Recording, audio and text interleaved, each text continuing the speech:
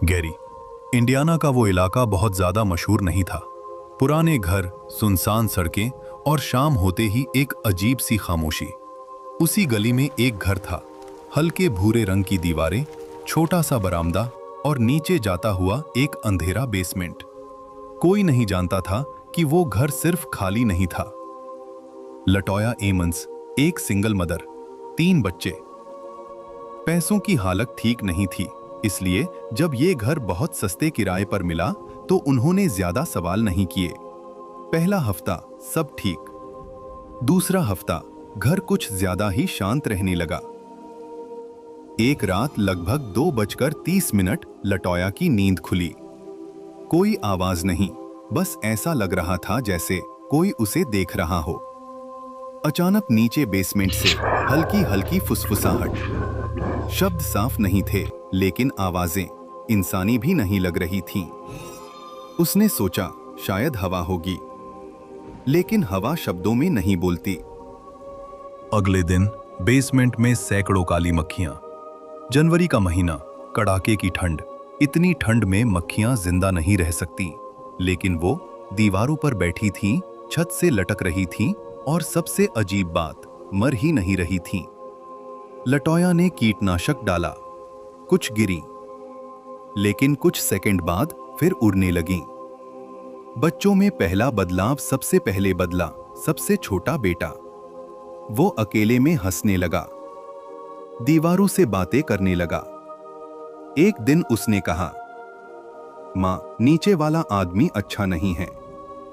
कौन आदमी? लटोया ने पूछा। बच्चे ने बेसमेंट की तरफ इशारा किया। रातों का डर, अब हर रात कुछ न कुछ होता। कदमों की आवाज, दरवाजों का अपने आप खुलना, किसी का नाम लेकर बुलाना। लटोया की मां ने एक रात साफ सुना, कम डाउन। जब वो नीचे गई, कोई नहीं था। धीरे धीरे बच्चों की आंखों में बदलाव आने लगा। सामान्य आंखें अब अजीब तरह से काली दिखने लगी। आवाज बदल जाती, चेहरे के भाव अचानक ठंडे। कभी कभी बच्चे कहते, हमें यहां से जाना नहीं है, ये घर हमारा है। एक बच्चे ने अचानक अपनी मां को धक्का दे दिया। उसकी ताकत उसकी उम्र से कहीं ज्यादा थी। दूसरे बच्चे ने खुद को चोट पहुंचानी शुरू कर दी। डर अब कल्पना नहीं था, डर अब शारीरिक हो चुका था। परिवार बच्चों को अस्पताल ले गया। डॉक्टर, नर्स, सोशल वर्कर सब मौजूद।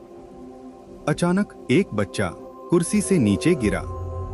आंखें पलट गईं और फिर पीछे की तरफ चलता हुआ दीवार पर चढ़ गया। ना हाथों से सहारा, ना किसी रस्सी से। कमरे में सन्नाटा। एक पुलिस ऑफिसर ने बाद में कहा, मैंने अपने करियर में ऐसा कभी नहीं देखा। पुलिस रिपोर्ट में साफ लिखा गया, unexplained behaviour witnessed by medical staff. यानी ये सब सिर्फ परिवार ने नहीं, सरकारी अधिकारियों ने देखा। कैथोलिक चर्च को बुलाया गया। पहला एग्जॉर्सिज्म, बच्चा चीखता रहा। दूसरा एग्जॉर्सिज्म, आवाज और बदल गई। तीसरा एग्जॉर्सिज्म, घर के अंदर चीजें हिलने लगीं। आखिर चर्च ने कहा, यह मामला साधारण नहीं है। लटोया ने घर छोड़ दिया, पीछे सिर्फ डर रह गया। घर बाद में तोड़ दिया गया, लेकिन सवाल आज भी है, क्या वो चीज सच में चली गई? ये कहानी पुलिस रिकॉर्ड में है, मेडिकल डॉक्यूमेंट्स में है, चर्च फाइल्स में है। ये कोई कहानी नहीं थी, ये एक चेतावनी थी। अंतिम पंक्तियां, कुछ घरों में लोग रहते हैं और कुछ घरों में लोग बस रहने की इजाजत लेते हैं। एमंस हाउस उन्हीं में से एक था।